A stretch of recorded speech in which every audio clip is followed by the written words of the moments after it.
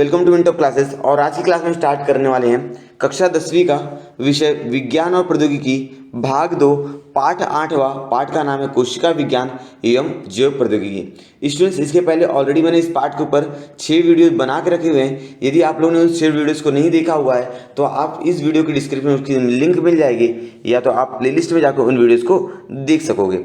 ठीक है, उन वीडियोज़ को देखने का फ़ायदा क्या है कि आपको इस पाठ के बारे में ज़्यादा चीज़ें मालूम पड़ जाएंगे। तो स्टूडेंट्स, आज का जो हमारा टॉपिक है वो है खाद।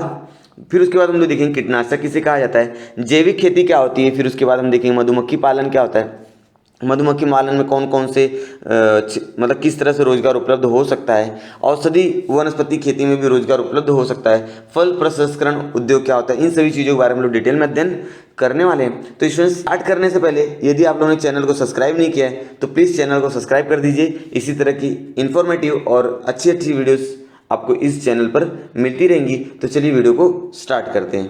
पहला टॉपिक है खाद, जिसको फर्टिलाइजर कहा जाता है, जिसको हम लोग उर्वरक भी कहा जा सकता है। तो खाद देखा जाए स्टूडेंट्स 2 प्रकार के होते हैं, ठीक है ना। पहला होता है जैविक खाद, जिसके बारे में आपने कभी पढ़ा होगा। दूसरा होता है रासायनिक खाद, ठीक है, जैविक खाद और रासायनिक खाद। तो स्टूडेंट दोनों में फर्क क्या होता है। जो जैविक खाद होता है उसके अंदर मिट्टी की उर्वरता क्या होती है, बढ़ती है। जैविक खाद का इस्तेमाल अगर हम लोग करेंगे तो मिट्टी की जो उपजाऊ क्षमता होती है वो बढ़ती है, ठीक है। और इसी की जगह पर अगर हम रासायनिक खाद को इस्तेमाल करेंगे तो मिट्टी की जो उर्वरता होती है वो क्या हो जाती है, कम हो जाती है। यहाँ तो समझा। चलो, जैविक खाद के उपयोग से मिट्टी का संरक्षण होता है। मतलब जैविक खाद का उपयोग हम लोग करेंगे तो मिट्टी क्या होती है, उसका संरक्षण होता है, उसका वो बच कर रहती है। लेकिन अगर हम लोग रासायनिक खादों का इस्तेमाल करेंगे तो मिट्टी का संरक्षण होगा क्या, नहीं होगा। उल्टा क्या हो जाएगा कि जो मिट्टी होंगी वो अनुपजाऊ हो जाएंगी और धीरे धीरे उसकी उपजाऊ क्षमता क्या हो जाएगी, कम हो जाएगी। क्योंकि हम लोग वहाँ पर रासायनिक खादों का इस्तेमाल कर रहे हैं। साथ ही साथ उन रासायनिक खादों को खाने से अलग अलग बीमारियां भी पैदा होती है। अगर उस केमिकल मतलब रासायनिक खाद का इस्तेमाल करके अगर कोई फसल तैयार की जाती है, वो फसल खाने से लोगों को अलग अलग बीमारियां भी होती है। और साथ ही साथ वो मिट्टी में जो रासायनिक खाद है, अगर बरसात के मौसम से पानी जो नदी नालों में चला जाता है, तो नदी नालों में जाने से जो नदी और नालों में या समुद्र में जो रासायनिक खाद है उसकी वजह से केमिकल की मात्रा क्या होती है, बढ़ जाती है, जिसकी वजह से वहाँ की जो जलचर रहेंगे उन पर भी उसका बुरा असर होता है, ठीक है। अब साथ ही साथ जो मृदा होता है उसका अंश भी बढ़ता है। अगर हम लोग जैविक खाद का इस्तेमाल करेंगे तो मृदा की जैविक अंश, जिसको हम लोग ह्यूमस कहते हैं, कि उससे भूमि की जो ऊपरी परत होती है वो ज़्यादा निर्माण होती है। और अगर हम लोग रासायनिक खाद का इस्तेमाल करें तो उसका उपयोग पालतू जानवर मानव के लिए क्या हो सकता है, विषैला हो सकता है। मानव अगर उन वनस्पतियों के अर्थात वहाँ का जो पानी रहेगा उसको पिएगा तो उससे उसको बुरा प्रभाव हो सकता है। साथ ही साथ अगर हम लोग बात करें तो जैविक खाद में हम लोग केचुए का इस्तेमाल, कवक का इस्तेमाल करके और सोडियम पोटेशियम और कैल्शियम का इस्तेमाल करके, ठीक है ना, फॉस्फेट का इस्तेमाल करके हम लोग उपलब्ध करा सकते हैं, जो पर्यावरण की दृष्टि से क्या होता है, बहुत सुरक्षित रहता है। लेकिन अगर बात करें हम लोग रासायनिक खाद का, तो रासायनिक खाद क्या होते हैं, पर्यावरण को प्रदूषित करते हैं। तो यहाँ तक आपको समझ में आ गया होगा कि खाद मतलब क्या होता है। और खाद 2 प्रकार के होते हैं, रासायनिक और जैविक, ठीक है। इतना समझा आप लोगों को। चलिए अब यहाँ पर क्या लिखा है उसको पढ़ के समझते हैं। खेती व्यवसाय में 2 प्रकार के खादों का इस्तेमाल किया जाता है। सही बात है, खेती व्यवसाय में 2 प्रकार के खाद का इस्तेमाल करते हैं। पहला जैविक खाद, दूसरा रासायनिक खाद। इन 2 खादों का इस्तेमाल किया जाता है। जैविक खादों के उपयोग में भू संवर्धन होकर जमीन की जल धारण करने की क्षमता क्या होती है, बढ़ जाती है। अगर हम लोग जैविक खाद का इस्तेमाल करते हैं तो जमीन का क्या होता है, भू संवर्धन होता है, और जिसकी वजह से जमीन की जो जल धारण क्षमता होती है, पानी रोकने की जो क्षमता होती है जमीन की, वह क्या होती है, बढ़ जाती है। और पानी के जितना वह जमीन रोक पाएगा उतनी ज़्यादा मात्रा में वहाँ की जो फसल होगी उसको उतना पानी मिलेगा और उसकी वृद्धि उतनी ज़्यादा मात्रा में हो पाएगी। मृदा के जैविक अंश ह्यूमस का निर्माण होकर भूमि के ऊपरी स्तर पर तैयार हो जाते हैं। मृदा में जैविक अंश तैयार हो जाते हैं, जैसे गोबर वोबर इस्तेमाल करेंगे या जो खरपतवार रहेंगे उसकी वजह से मिट्टी की ऊपरी परत और भी ज़्यादा तैयार हो जाती है। केचुए फफूंदी कारण जमीन में अनेक आवश्यक घटक जैसे एनपीके, केचुए और कवक की वजह से, ठीक है। केचुआ किसान का मित्र कहा जाता है, इसके बारे में भी आपने सुना होगा, ठीक है। तो केचुआ हो गया, फफूंदी हो गया, जमीन से अनेक आवश्यक घटक जैसे सोडियम हो गया, फॉस्फोरस हो गया और कैल्शियम हो गया, फॉस्फेट और कैल्शियम हो गए, पोटेशियम फसलों के लिए उपलब्ध हो सकते हैं। मिट्टी विरहित खेती मतलब ऐसी खेती जिसके अंदर मिट्टी का उपयोग न किया जाता और बिना मिट्टी का उपयोग करके सिर्फ पानी में, अर्थात मिट्टी जैसे कुछ कंकड़ या पत्थर के अंदर जो खेती की जाती है उसे हम लोग क्या बोलेंगे, पोनिक्स क्या कहा जाता है स्टूडेंट्स? हाइड्रोपोनिक्स। ये हाइड्रोपोनिक्स जो खेती होती है इसके अंदर बिना मिट्टी का उपयोग करके खेती की जाती है। ये खेती शहरों में ज़्यादा किया जाता है, जो टेरेस होते हैं या जिसके पास ज़मीन उपलब्ध नहीं होती, मिट्टी जिनकी बंजर होती है, तो अगर वो लोग भी खेती करना चाहते हैं तो हाइड्रोपोनिक्स ये एक नई खेती तकनीकी आई है जिसके अंदर हम लोग बिना मिट्टी का उपयोग करके ही खेती कर सकते हैं। तो स्टूडेंट्स आपके दिमाग में क्वेश्चन आ रहा होगा सर जो उसको आवश्यक घटक वो कैसे मिलेगा? तो जो भी आवश्यक घटक होता है NPK हो गया, जो भी खाद होते हैं उन सभी चीज़ों को पानी में क्या किया जाता है? मिश्रण कर दिया जाता है और पानी के माध्यम से उनको सारी चीज़ें प्रोवाइड की जाती है और सूर्य प्रकाश को मिलते रहता है और हवा, ऑक्सीजन, कार्बन डाइऑक्साइड उसको बाहर से मिलते रहेगा।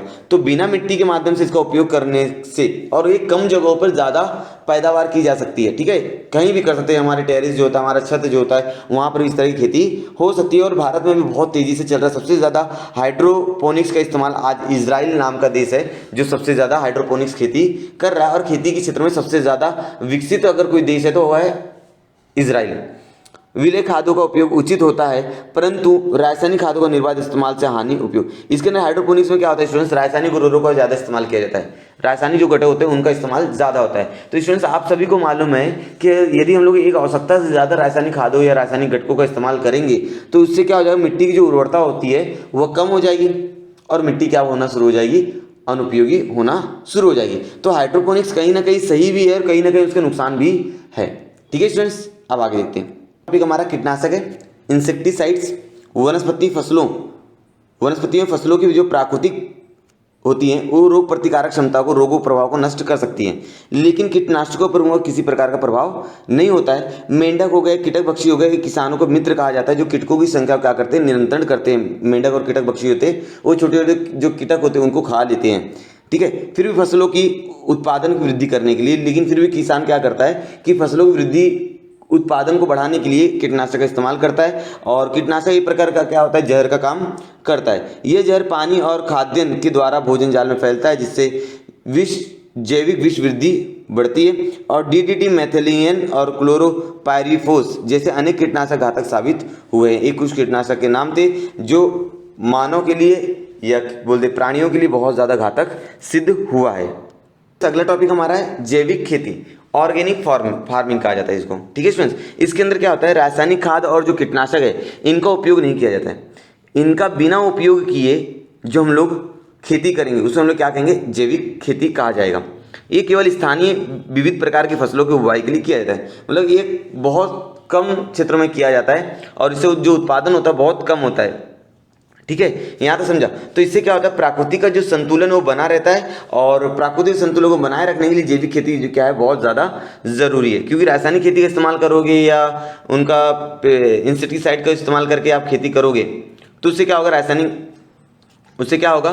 पर्यावरण संतुलन बिगड़ेगा और साथ ही साथ लोगों को या प्राणियों को बहुत ज़्यादा उससे हानि होती है। ठीक है स्टूडेंट्स, यहाँ तक समझ आ रहा है। और जो जैविक खेती है भारत में इसकी मांग दिन प्रतिदिन क्या हो रही है? बढ़ती जा रही है। खेती करते समय रासायनिक खाद और कीटनाशकों का असीमित उपयोग करने से विषैला रसायन, अन्य और पानी के माध्यम से जो हमारे शरीर तक आता है वह जैविक खेती के माध्यम से ऐसा नहीं होता है। जैविक खेती जो भी फसलें तैयार की जाती है वह रासायनिक दृष्टि से, सभी दृष्टि से क्या होती है? एकदम अच्छी होती है, उससे किसी प्रकार का सजीवों को नुकसान नहीं होगा।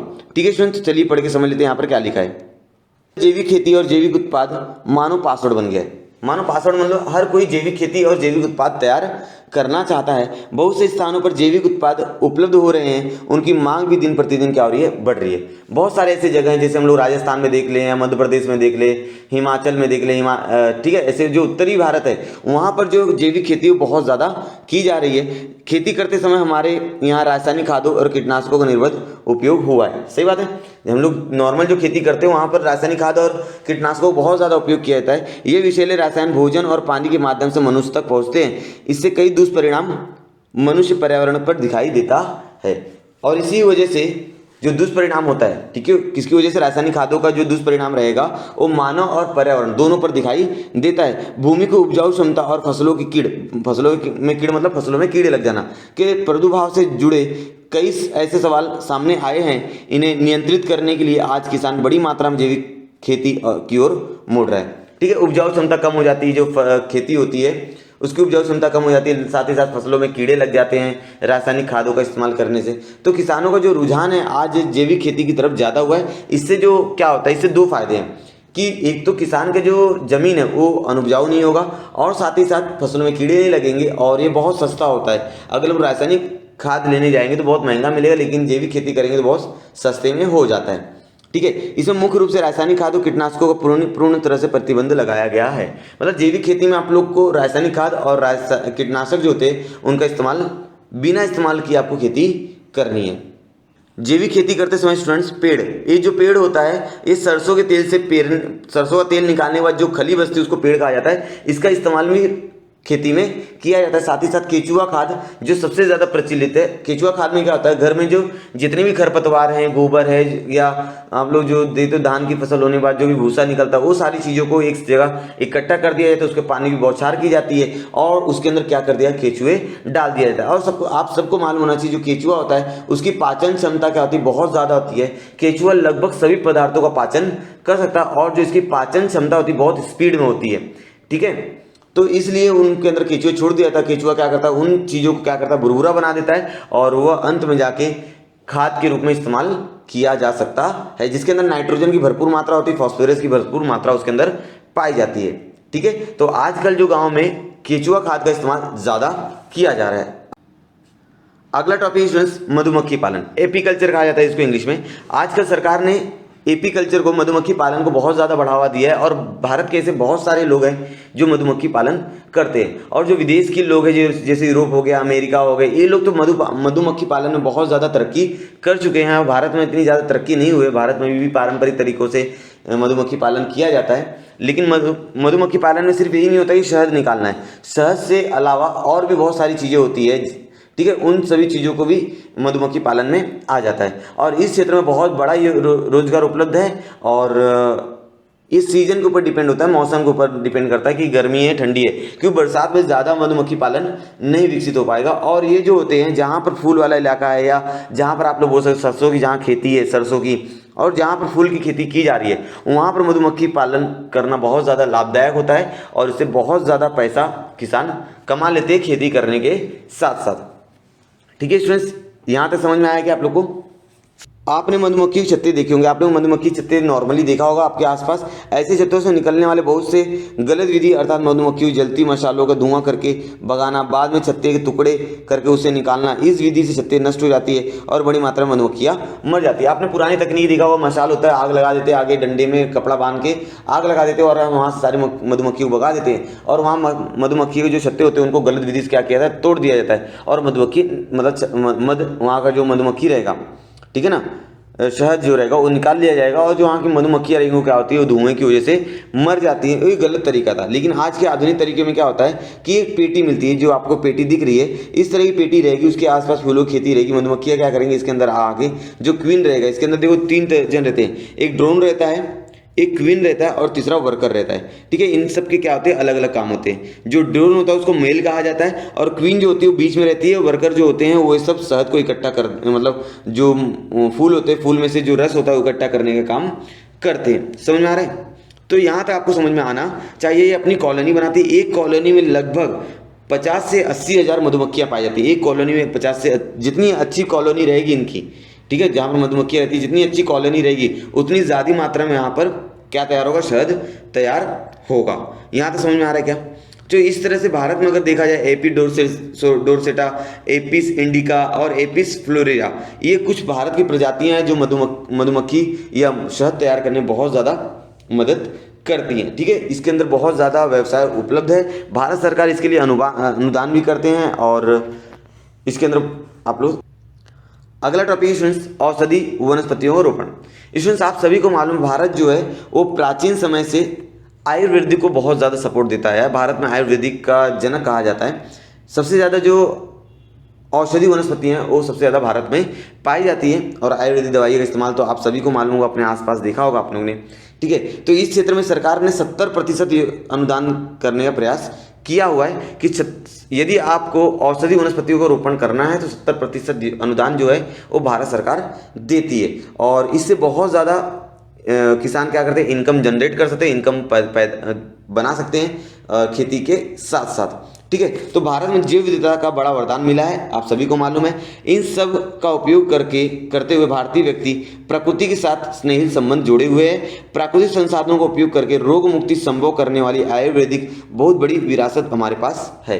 प्राकृतिक संसाधनों का उपयोग करके जो बहुत बड़ी बड़ी बीमारियां हैं, इन बीमारियों को दूर करने के लिए जो आयुर्वेदिक वनस्पतियां भारत के पास ऑलरेडी प्रेजेंट है। तो इन वनस्पतियों को इस्तेमाल करके भारत क्या करता है, अलग अलग दवाइयाँ तैयार करता है, अलग अलग आयुर्वेदिक दवाइयाँ तैयार करता है, जिन वनस्पतियों को भारत में बहुत ज़्यादा मांग भी है और इसके अंदर बहुत युवाओं का क्या है, बहुत ज़्यादा रोजगार उपलब्ध हो सकता है। आयुर्वेदिक में बताई गई औषधि पहले जंगलों में इकट्ठा की जाती है। जो आयुर्वेदिक की जो औषधियाँ थी पहले जंगलों में इकट्ठा की जाती है, लेकिन जैसे जैसे जनसंख्या बढ़ती गई तो वैसे वैसे जंगलों की क्या होगी, कमी होती नजर आई। तो वो आयुर्वेदिक जो वनस्पतियाँ थी वो क्या होगी, धीरे धीरे लुप्त होना शुरू हुई। तो सरकार ने इस कदम में इसकी ओर बहुत ज़्यादा ध्यान दिया है और सरकार अभी इसकी ओर बहुत ज़्यादा ध्यान दे रही है। अब जंगलों की संख्या घटने लगी तो परिणाम महत्वपूर्ण औषधियों का दुर्लभ हो रही है। महत्वपूर्ण औषधि वनस्पतियां रोपण अब बड़ी मात्रा में किया जाता है। जो महत्वपूर्ण वनस्पतियां हैं जैसे एलोवेरा हो गया, अश्वगंधा हो गया, तुलसी हो गई, ठीक है, नीम हो गया, तो ये बहुत सारी जो औषधि वनस्पतियां इनका आज रोपण किया जा रहा है औषधि उपचार के। टॉपिक स्टूडेंट्स, फल प्रक्रिया उद्योग, फ्रूट प्रोसेसिंग। इसके अंदर क्या होता है कि अलग अलग फलों से अलग अलग पदार्थ तैयार किए जाते हैं। जैसे आप लोग बोल सकते हो जैम, सॉस, ठीक है ना, आप लोग जैम बोलो, सॉस बोलो, जेली बोलो, बहुत सारी जेली आती हैं, बहुत सारे चॉकलेट्स आते हैं, ठीक है ना। ये सारी चीज़ें हम लोग फल उद्योग से तैयार करते हैं, क्योंकि आपको मालूम है जो फल वाली फसलें होती है वो नाश हो सकती है, नाशवान होती है। मतलब एक बार वो फल देती है, हमेशा नहीं देती है, उनका कुछ मौसम होता है, उसी मौसम में फल देती है। उसके बाद क्या किया जाए, तो उसके बाद उन फलों से बनाए गए पदार्थों का इस्तेमाल किया जाता है। जैसे आम रस के बारे में आप बोल सकते हो या यहाँ पर बोल सकते हो, जैसे आम से बना हुआ जो पदार्थ है, ये सारी चीज़ें उपयोग की जाती है फलों के उद्योग से, ठीक है ना। अभी आप लोगों को मालूम है फल से जो मतलब अलग अलग कोल्ड ड्रिंक्स आती है आम से बनी हुई, ठीक है। तो इसमें क्या होता है कि अलग अलग गाँव से जो आम होता है उसको इकट्ठा किया जाता है, उसको बाद में फैक्ट्री में उसकी मतलब पूरा स्वच्छ किया जाता है और अलग अलग मशीनों उसको डाल के उससे अलग अलग पदार्थ तैयार किए जाते हैं। फलों की निर्मित कई प्रकार से उत्पादन हम दैनंदिन जीवन में उपयोग में ला रहे हैं। फल से ऐसे बहुत सारे पदार्थ हैं जो हम लोग दैनंदिन जीवन में उपयोग में ला रहे हैं। जैसे आइसक्रीम हो गया, चॉकलेट्स हो गए, शरबत हो गया, जैम हो गया, ये बहुत सारे स्वादिष्ट पदार्थ का उपयोग सभी करते हैं, परंतु ये संभव है फलों की प्रक्रिया करके। ये सारी चीज़ें कब संभव है, जब फलों पर प्रक्रिया की जाएगी। फल वैसे तो नाशवान होते हैं, मतलब वो कुछ समय तक ही रहते हैं, ठीक है। कुछ समय के बाद वो क्या होते हैं, खराब हो जाते हैं। वह साल भर उपयोगी हो, ऐसी विभिन्न प्रक्रियाओं की आवश्यकता होती है। तो लोगों का प्रयास होता है कि जो फल है वो साल भर क्या होना चाहिए, उपयोगी होना चाहिए, जिसकी वजह से शीत गृह कोल्ड स्टोरेज सुविधाओं से उपयोग लेकर फलों को क्या किया, सुखाया जाता है, नमक लगाना, शक्कर मिलाना, हवा बंद करना, ऐसे विभिन्न प्रक्रिया करके फल को टिकाने का प्रयास किया जाता है। ये कुछ सुखाना हो गया, नमक लगाना हो गया, ठीक है, शक्कर मिलाना हो गया, हवा बंद डब्बे में रखना, ये कुछ प्रक्रियाएं हैं जिनका इस्तेमाल करके फलों को सुरक्षित रखा जाता है। पूरी वीडियो पसंद आई होगी। इस तरह से हमने हमारा 8वां पार्ट जो था वो पूरा कंप्लीट किया है। यदि आप लोगों को वीडियो पसंद आई तो वीडियो को लाइक कीजिए स्टूडेंट्स, अपने दोस्तों के साथ वीडियो को शेयर कीजिए। यदि आप लोगों ने चैनल को अभी तक सब्सक्राइब नहीं किया है तो प्लीज़ चैनल को सब्सक्राइब करके उसके बाजू में जो बेल आइकॉन है उसको प्रेस करके ऑल कर दीजिए और कमेंट करके बताइए आपको मेरी वीडियो कैसी लगी है। हम लोग मिलते हैं नेक्स्ट वीडियो में, तब तक के लिए धन्यवाद।